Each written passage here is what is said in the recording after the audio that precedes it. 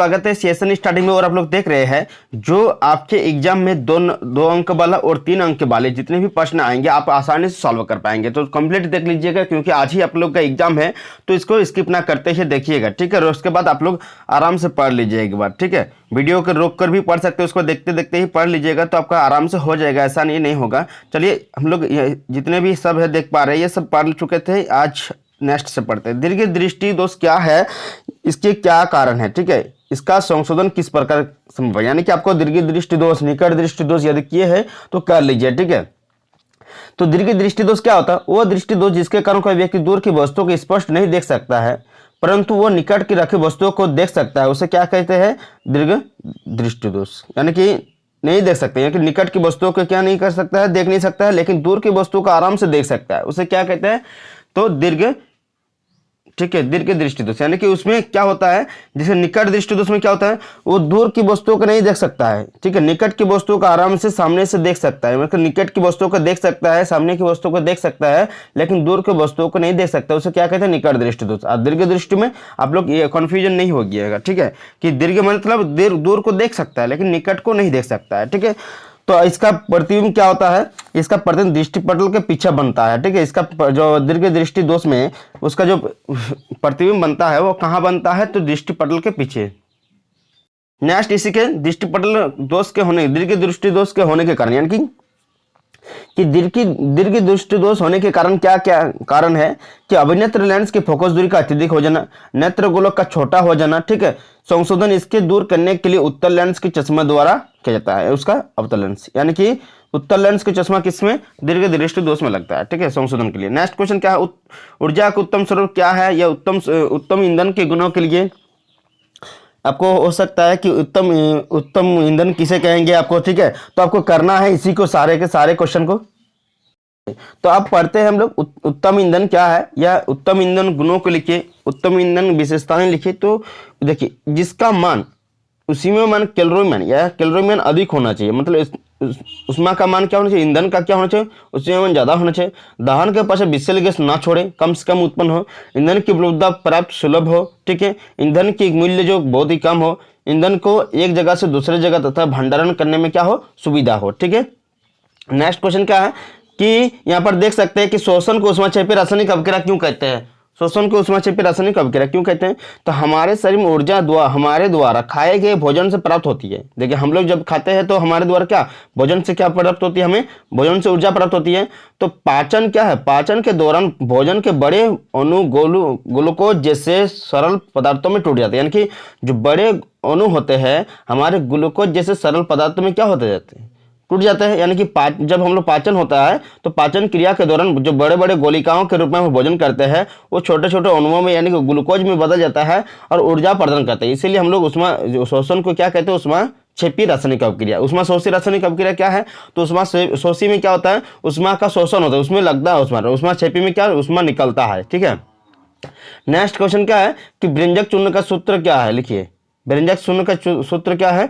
तो व्यंजक चूर्ण का सूत्र क्या है? CaOCl2, ठीक है, यानी कि कैल्शियम ऑक्सीक्लोराइड, ठीक है। नेक्स्ट क्वेश्चन क्या है कि व्यंजक चूर्ण का उपयोग लिखे। तो उपयोग क्या है? यह व्यंजक, ठीक है, कॉटन टेक्सटाइल उद्योगों में, लिनन लॉन्ड्री में व्यंजित होता है, कपड़ों के धोने के लिए प्रयुक्त होता है। ये जल को सूक्ष्मजीव से मुक्त करने के लिए, रोगाणुरोधी पेयजल बनाने के लिए भी प्रयुक्त होता है। यह क्लोरोफिल को निर्माण में भी होता है, ठीक है। यह ना सिकुड़ने वाले ऊन बनाने में किया जाता है, ना सिकुड़ने वाले ऊन बनाने में भी प्रयुक्त होता है। अब हम लोग समझते हैं वायवीय शोषण क्या है, अवायवीय शोषण क्या है। तो वायवीय शोषण क्या है? अवायवीय शोषण, इसमें ग्लूकोज की ऑक्सीकरण के O2, ऑक्सीजन, इसमें ग्लूकोज के ऑक्सीकरण के लिए मतलब ग्लूकोज के ऑक्सीकरण के लिए क्या चाहिए? ऑक्सीजन चाहिए। इसमें ग्लूकोज के अणु के ऑक्सीकरण का कितना एटीपी होता है ऊर्जा? तो 38 एटीपी अणु होता है, याद रखिएगा। इसमें इसके जो केवल आरंभिक चरण कोशिका द्रव्य में होता है, बाकी जहां कहाँ होता है? माइटोकॉन्ड्रिया में होता है, ठीक है। उसके बाद इसका अंतिम उत्पाद क्या होता है? कार्बन डाइऑक्साइड, जल और ऊर्जा होता है। चलिए अवायवीय शोषण को देख लेते हैं हम लोग। अवायवीय शोषण क्या है? इसमें ऑक्सीजन प्रयुक्त नहीं होता, यानी कि इसमें ऑक्सीजन नहीं होता है। इसमें जो है ग्लूकोज के एक अणु के ऑक्सीकरण के लिए 2 एटीपी, मतलब जब ऑक्सीकरण होता है तो इसमें जो ऊर्जा बनता है 2 ही एटीपी सिर्फ इसमें, किसमें? अवायवीय शोषण में, याद रखिएगा। ये केवल कोशिका द्रव्य में संपन्न होता है। वो कहाँ होता है, कोशिका द्रव्य के साथ साथ हो रहा था वायवीय शोषण में, माइटोकॉन्ड्रिया में संपन्न हो रहा था। लेकिन इसमें क्या हो रहा है, सिर्फ कोशिका द्रव्य में ही संपन्न होता है। इसके अंतिम उत्पाद कार्बन डाइऑक्साइड, एथेनॉल, लैक्टिक अम्ल, ये सब क्या है, ये सब और ऊर्जा उससे होता है, यह केवल कोशिका द्रव्य में होता है। ठीक है, ये जो बताए अंतिम उत्पाद उसका क्या क्या था, तो उसका अंतिम उत्पाद था आपका कार्बन डाइऑक्साइड, जल और ऊर्जा था। और उसका क्या है कि कार्बन डाइऑक्साइड, इथेनॉल, लैक्टिक अम्ल है और ऊर्जा। पादप हार्मोन क्या है, इसके दो उदाहरण दिए थे। पादप हार्मोन वे रासायनिक पदार्थ है जो पौधे के विभिन्न भागों में सूचनाओं को संचार करते हैं, पादप हार्मोन कहलाता है।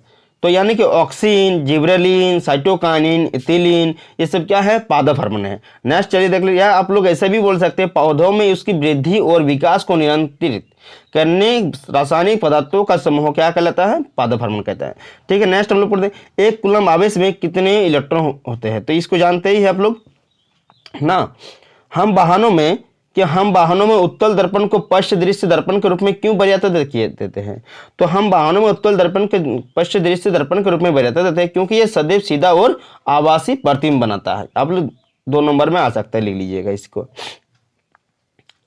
ठीक है, विस्थापन अभिक्रिया किसे कहते हैं, देखिए विस्थापन मतलब जैडन है, यहाँ पर CuSO4 है। तो जैडन क्या करेगा कि SO4 को चलो यहाँ से हटा देगा और उसके बाद खुद उसके स्थान पर बैठ जाएगा।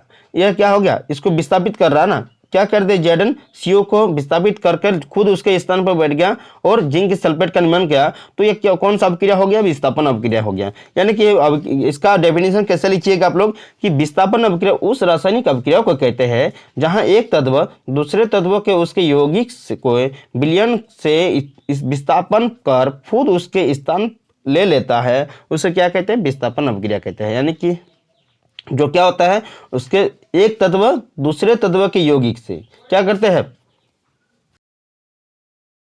उसको हटाकर खुद उसके स्थान पर क्या कर देते हैं, तो बैठ जाते हैं, यानी कि स्थान ले लेते हैं। नेक्स्ट हम लोग देखते हैं आसुत जल विद्युत का चालक क्यों नहीं होता, यानी कि जबकि वर्षा जल हम लोग देखते हैं कि विद्युत का चालक होता है। देखिए आसुत जल में H+ आयन जो विद्युत का चालक नहीं होता है क्योंकि उसमें H+ आयन क्या नहीं होता, प्रदान नहीं करते उसमें, यानी कि उसमें जो हाइड्रोजन आयन है वो नहीं देता है, इसलिए आसुत जल उदासीन होता है। जबकि वर्षा जल की प्रकृति दुर्बल अम्लीय होती है, क्या होती है, दुर्बल अम्लीय होती है, लेकिन उसमें क्या देता है, H+ आयन देता है, यानी कि प्रदान करता है H+ आयन, इसलिए वर्षा जल जो होता है वो क्या होता है, विद्युत का चालक होता है।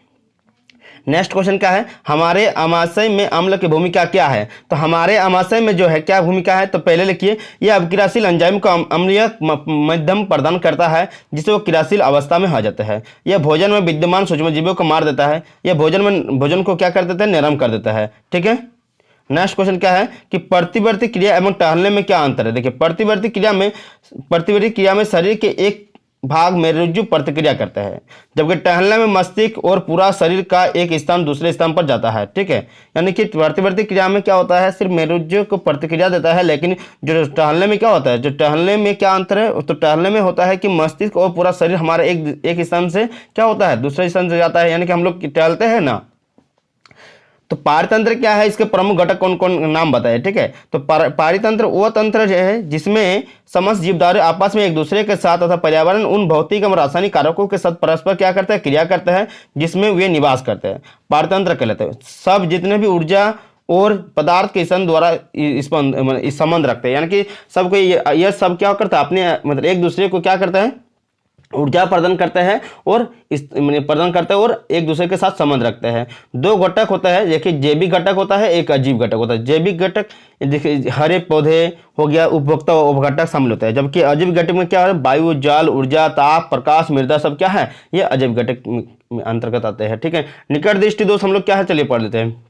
एक किसके निवारण के मतलब किस प्रकार के लेंस द्वारा निवारण करें। देखिए निकट अभी हम समझाए कि निकट की वस्तुओं का आराम से देख सकता है, लेकिन दूर की स्थित वस्तुओं को नहीं देख सकता है। इस प्रकार के दोष को क्या कहते हैं, मायोपिया या निकट दृष्टि दोष कहते हैं। इसके निवारण के लिए अवतल लेंस का क्या करना चाहिए, चश्मा पहनना चाहिए। ठीक है, तो उष्माक्षेपी तथा उष्माशोषी रासायनिक अभिक्रिया में क्या अंतर है। देखिए उष्माक्षेपी जो जिस रासायनिक अभिक्रिया में उत्पाद का साथ क्या होता है, उष्मा भी निकलता है, उसे क्या कहते हैं, उष्माक्षेपी रासायनिक अभिक्रिया कहते हैं। यानी कि ऊर्जा जिसमें निकलता है वो क्या हो गया, क्या उष्माक्षेपी रासायनिक अभिक्रिया, जिसमें ऊर्जा जिस रासायनिक अभिक्रिया उष्मा ऊर्जा का अवशोषण होता है उसे क्या कहते हैं, उष्माशोषी रासायनिक अभिक्रिया कहते हैं। ठीक है, नेक्स्ट चलिए पढ़ लेते हैं।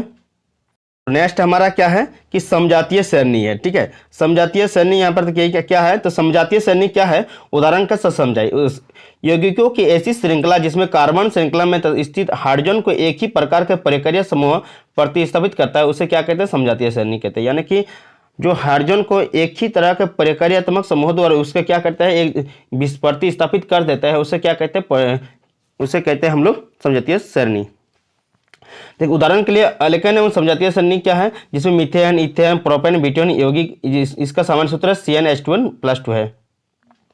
नेक्स्ट क्या है कि न्यूलैंड्स के अष्टक सिद्धांत की क्या सीमाएं हैं। न्यूलैंड्स के अष्टक सिद्धांत देखिए, न्यूलैंड्स जो है उसने जो अष्टक सिद्धांत था उसमें क्या क्या सीमाएं था उसका हम लोग बताते हैं। ठीक है, अष्टक का नियम का सिद्धांत केवल कैल्शियम तक ही लागू होता है, यानी कि जिसमें अष्टक का नियम जिस चीज पे क्या है, कैल्शियम तक ही लागू होता है। न्यूलैंड्स ने सोचा 56 तत्वों के अलावा भविष्य में अन्य तत्व नहीं मिल सकेगा, लेकिन बाद में नए तत्व पाए गए और मिले तत्वों के गुणधर्म के अष्टक सिद्धांत से नहीं मिलते हैं।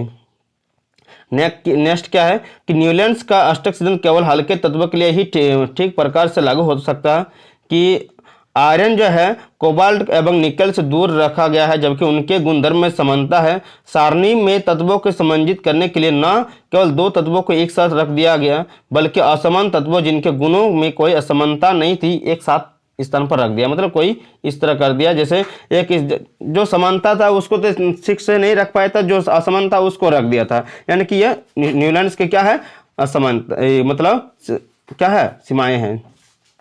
स्वयंपोषी विषमपोषी में अंतर बताइए। देखिए स्वयंपोषी पोषण और विषमपोषी पोषण में अंतर।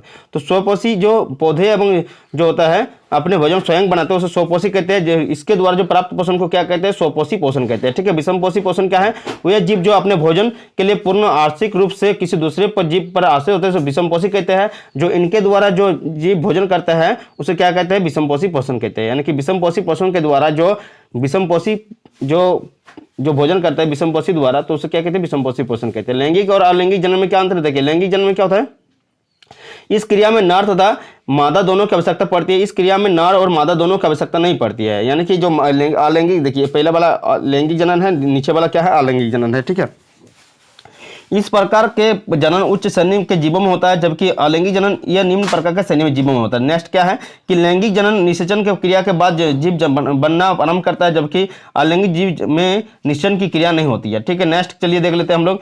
इस जनन द्वारा उत्पन्न संतान नए गुण विकसित हो सकते हैं। इस जनन द्वारा क्या होता है, नए मतलब संतान में नए गुण नहीं हो सकते हैं। इस क्रिया में बीजाणु उत्पन्न नहीं होते हैं, जबकि इस क्रिया में एक कोशिकीय बीजाणु या फूफन उत्पन्न हो सकते हैं। यानी कि हम लोग सारे के सारे मतलब सब्जेक्टिव प्रश्नों को देख लिए, जो आपके लिए बहुत ही लाभदायक है। पूरा स्किप ना करते हुए देखिए, क्योंकि अभी आपका एग्जाम है। मिलते हैं नेक्स्ट वीडियो के साथ। जय हिंद।